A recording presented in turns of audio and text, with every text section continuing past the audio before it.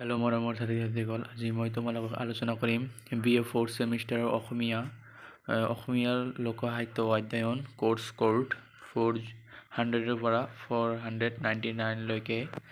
আজি মই তোমালোকক আলোচনা কৰিম, মই চিলেবাছটো দেখাই আছোঁ, যিটো এইটো BA 4th ছেমিষ্টাৰৰ হয়। তোমালোকে কৈ আছিলা যে এটা লেচন কৈ আপলোড নিদিবে, সেইকাৰণে মই গোটেইখিনি এটা ভিডিঅ'ৰ জৰিয়তে মই ডিছকাছ কৰি দিম। সেইকাৰণে অলপ ভিডিঅ'টো দীঘলীয়া হ'ব, তো তোমালোকে ধৈৰ্য সহকাৰে চাই যাবা। এটা ভিডিঅ'ৰ জৰিয়তে তোমাৰ গোটেইখিনি চেপ্টাৰ মই ডিছকাছ কৰি দিম, মানে লেচনটো ডিছকাছ কৰি দিম। তোমালোকে ভালকৈ চাই যাবা। তোমাৰ 4টা লেচন আছে, তো এটা ভিডিঅ'ৰ জৰিয়তে গোটেইখিনি অসমীয়া লোকসাহিত্য অধ্যয়ন এইটো তোমালোকৰ কভাৰ হৈ যাব। আৰু ইয়াৰ পিছত তোমালোকৰ অসমীয়া লিপিৰ পৰিচয় এটা ভিডিঅ'ত আপলোড কৰি দিম। এটা কৈ আপলোড কৰিলে তোমালোকে কৈ আছিলা কমেণ্ট যে এটা আপলোড কৰিলে লেচন 1 পোৱা যায়, লেচন 2 পোৱা নাযায়, 3 পোৱা যায়, 4 নম্বৰটো পোৱা যায়। সেইকাৰণে মই এটা ভিডিঅ'ৰ জৰিয়তে মই গোটেইখিনি আলোচনা কৰি দিম। তোমালোক অলপ ডাঙৰ হ'ব, প্ৰায় 30 মিনিটছৰ পৰা 35 মিনিটছলৈকে হ'ব। তোমালোকে ধৈৰ্য সহকাৰে চাই যাবা। ইয়াৰ পৰাই তোমালোকৰ 100% তোমালোকৰ ফাইনেল ছেশ্যনেল আৰু ফাইনেলত তোমাৰ 100% কমন পৰিব। তো চেপ্টাৰকেইটা তোমালোকে ভালকৈ চাই লোৱা। 1 নম্বৰটো হ'ল লোকসাহিত্য, প্ৰাকৃতিৰ বিচাৰ আৰু শ্ৰেণীবিভাগ, লোকগীত, লোককথা, লোকাকৃতি, আঞ্চলিক আৰু জনগোষ্ঠীয় লোকসাহিত্য। 2 নম্বৰটো তোমালোকে চাই লোৱা। মই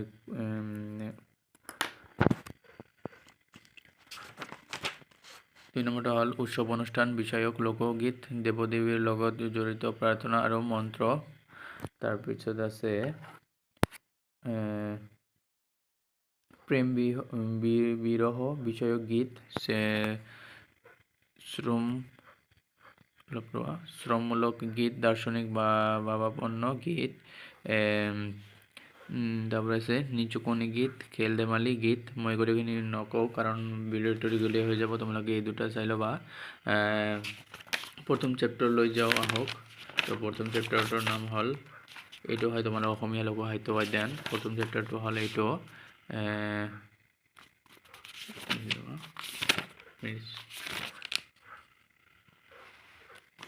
1 মিনিট ৰ'বা।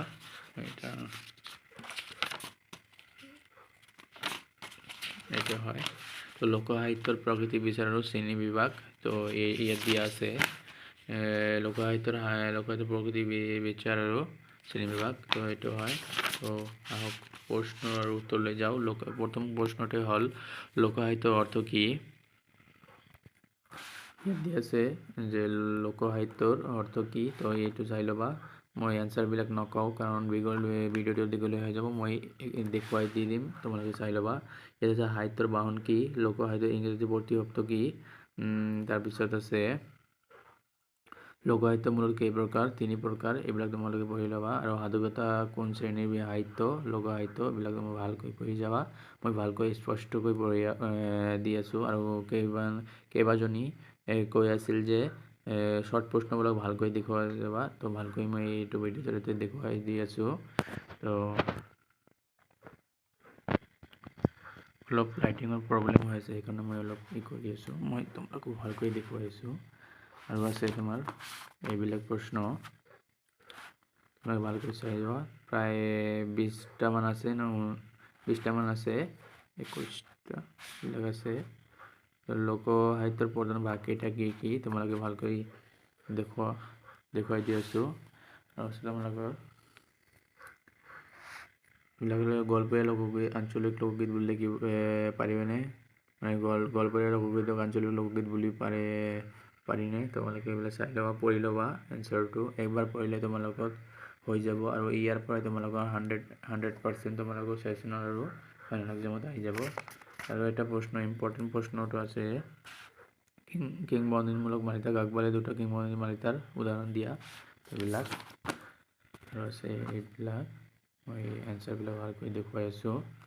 আৰু দীঘলীয়া প্ৰশ্ন উত্তৰ, এইটো ভেৰি ইম্পৰ্টেণ্ট প্ৰশ্ন হয়, তোমাৰ ফাইনেল এক্সামত আহিবলৈ দেখা পোৱা যায়। এইটো লোকসাহিত্য কি, অসমীয়া লোকসাহিত্যৰ স্বৰূপ সম্পৰ্কে আলোচনা কৰা। এইটো এইখিনি তোমালোকে ভিডিঅ'টো প'জ কৰি ভালকৈ দেখি ল'বা আৰু লোকসাহিত্যৰ বৈশিষ্ট্য কি চমুকৈ বৰ্ণনা কৰা। তোমাৰ ইয়াত আছে তোমাৰ লোকসাহিত্য জনসাধাৰণৰ মুখে মুখে পৰিচালিত আৰু পৰম্পৰা আশ্ৰিত। প্ৰায় তোমালোকৰ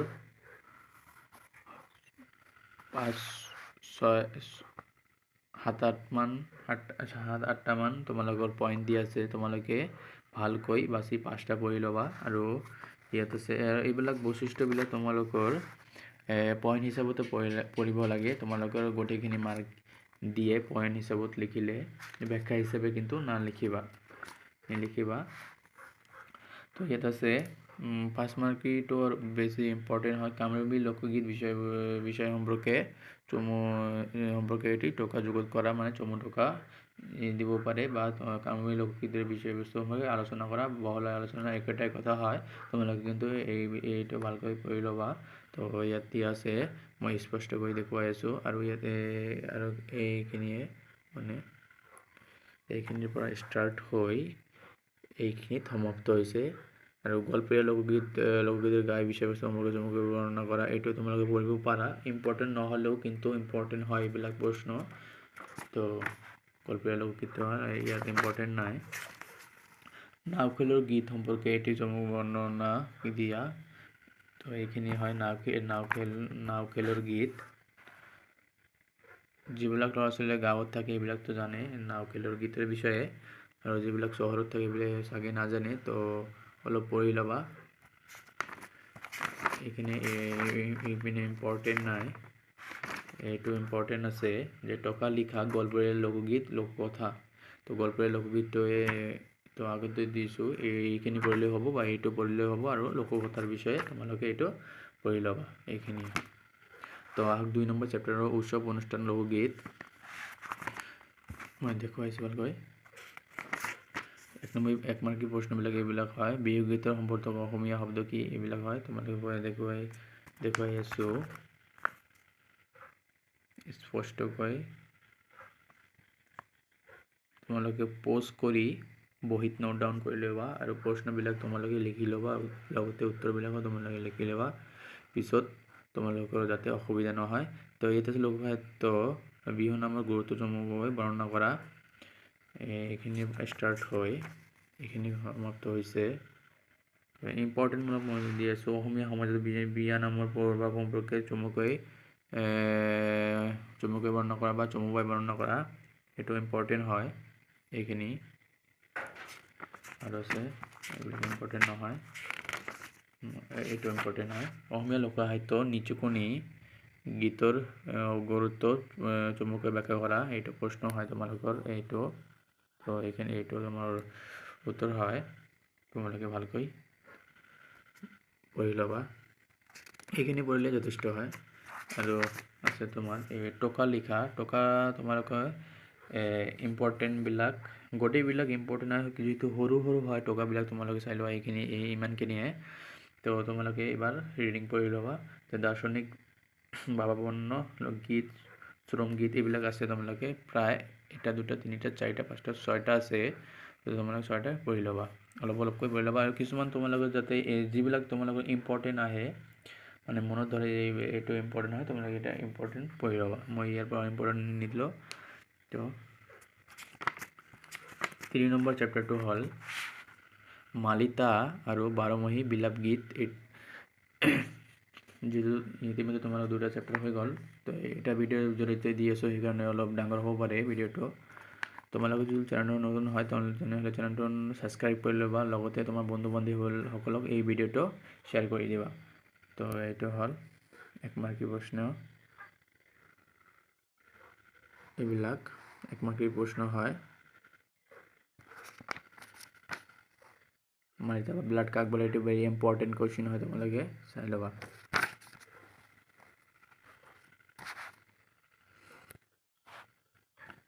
আৰু আছে অসমীয়া লোক কবিতাৰ অংগ হিচাপে মালিতাৰ গুৰুত্ব ব্যাখ্যা কৰা। এইটো ইম্পৰ্টেণ্ট হয়। আৰু আছে এইবিলাক তোমালোকে পঢ়ি ল'বা। আৰু বাস্তৱিক আৰু কাল্পনিক মালিতাৰ বিষয়ে চমুকৈ বৰ্ণনা কৰা, এইটো ভেৰি ইম্পৰ্টেণ্ট হয় মোষ্ট। এইটো ফাইনেল এক্সামত অহাই দেখা যায়, তোমালোকে পঢ়ি ল'বা। আৰু বাৰমহী গীতৰ বৈশিষ্ট্য চমুকৈ বৰ্ণনা কৰা, এইটো তোমালোকে ল'ৰা ছোৱালী তোমালোকৰ বন্ধু বান্ধৱী বা ক্লাছৰ ছাৰ বাইদেউসকলৰ লগত এইটো ডিছকাছ কৰি তোমালোকে পইণ্ট হিচাপত বনাই ল'বা, বা ইণ্টাৰনেটত বা ChatGPT চালাই দি দিব যে বাৰমাহী গীতৰ বৈশিষ্ট্য চমুকৈ বৰ্ণনা কৰা, এইটো তোমালোকে পইণ্ট হিচাপত ইণ্টাৰনেটত চাৰ্চ কৰি ল'বা। আজিকালি ChatGPT পাই যাবা। আৰু ইয়াত আছে তোমাৰ টকা, এইটো মই দুটা ইম্পৰ্টেণ্ট দি দিম। ক আৰু চ নম্বৰ 2 বুৰঞ্জীমূলক মালিতা আৰু জনশ্ৰুতিমূলক মালিতা। বুৰঞ্জীমূলক মালিতা এইখিনিয়ে হয়। আৰু লাষ্টত আছে তোমাৰ মই দেখুৱাইছোঁ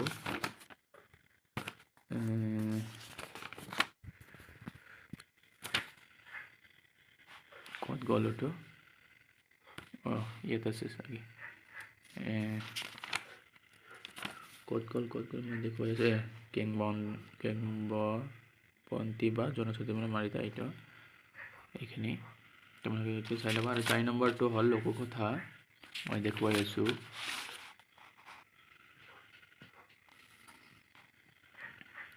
ইয়াৰ পৰা ষ্টাৰ্ট হয় প্ৰশ্নবিলাক। আৰু লগতে তোমালোকৰ লাইটৰ কাৰণে অলপ অসুবিধা হ'ব পাৰে, বা ভিডিঅ'টো তোমালোকে ভালকৈ প'জ কৰি চাই ল'বা। মই দেখুৱাই আছোঁ তোমালোকৰ।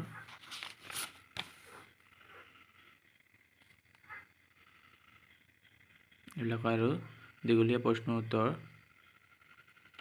পুৰাকথা বা পুনৰাবৃত্তি বা অতীকথা বিষয়ে চমুকৈ বৰ্ণনা কৰা। জনশ্ৰুতি বা কিংবদন্তি কি, এইখিনি এইটো ইম্পৰ্টেণ্ট হয়, তোমালোকে চাই ল'বা। আৰু আছে তোমাৰ এইটো লোকসাহিত্য সাধুকথা গুৰুত্ব চমুকৈ ব্যাখ্যা কৰা। ইয়াত তোমাৰ আৰু অলপ আছিল, তো ইয়াৰ এইখিনি হয়। আৰু ইয়াৰ 3 নম্বৰ লোকসাহিত্য সাধুকথা বা গুৰুত্ব চমুকৈ ব্যাখ্যা কৰা, এইটো ইম্পৰ্টেণ্ট হয়। তোমালোকে যদি ভিডিঅ'টো প্ৰথমবাৰৰ বাবে দেখি আছা, তোমালোকে চেনেলটো ছাবস্ক্ৰাইব কৰি ল'বা। ইয়াৰ 4th চেমিষ্টাৰ দিয়া আছে, কেইদিনমান পিছত 5th চেমিষ্টাৰ দি দিম। 6th টাইমাৰ মই তোমাৰ BA অল ছাবজেক্ট কভাৰ কৰোঁ, তো তোমালোকে চাই ল'বা। আৰু তোমালোকে যদি কিছু প্ৰশ্ন কৰা আছে, তোমালোকে কমেণ্টত জনাই দেবা, মই প্ৰশ্নটো ছল্ভ কৰাৰ কাৰণে সহায় কৰিম। ডাকৰ বচন কি? 6 নম্বৰ প্ৰশ্ন অসমীয়া জনজীৱনত ইয়াৰ প্ৰভাৱ সম্পৰ্কে চমুকৈ লিখা, এইখিনি তোমালোকে জানা, এইটো তোমালোকে একবাৰ দেখিলে পাই যাবা, মই ভালকৈ দেখুৱাইছোঁ। আৰু আছে তোমাৰ হাতৰ কি, এইটো মোষ্ট ইম্পৰ্টেণ্ট হয়। হাতৰ কি উদাহৰণ দি ইয়াৰ গুৰুত্ব চমুকৈ ব্যাখ্যা কৰা, এইটো মোষ্ট ইম্পৰ্টেণ্ট হয়, তোমালোকে পঢ়িবা। এইটো এইখিনিৰ পৰা এইখিনিলৈকে, এইখিনি।